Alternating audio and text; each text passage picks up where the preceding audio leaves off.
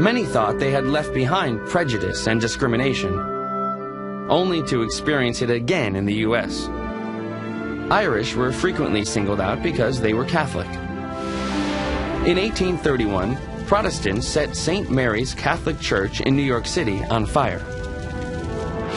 Discrimination against the Chinese was even more common, largely due to U.S. government policies. In 1882, the Chinese Exclusion Act made it illegal for Chinese immigrants to enter the country, and those already in the U.S. were not eligible for citizenship. The law stopped the growth of the Chinese community in New York. Employment was also a problem.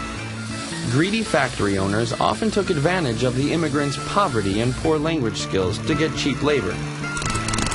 Often men, women, and children would work long hours in sweatshops or factories with low wages and dangerous and dirty working conditions. Children were especially at risk. Child labor was usually the result of kidnapping or an arrangement with desperately poor parents. Sometimes children were sent out as beggars, roaming the streets of New York City. The living conditions for many immigrants were equally horrifying. All too often, crowded slums were the only housing a family could afford. These tenements were known for their crowded and dirty conditions. And violence was common. The Five Points area of New York City was notorious for the large number of gangs and frequent riots.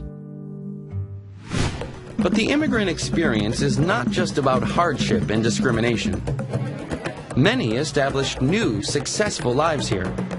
Immigrants have been coming to New York for centuries, and they continue to arrive every day.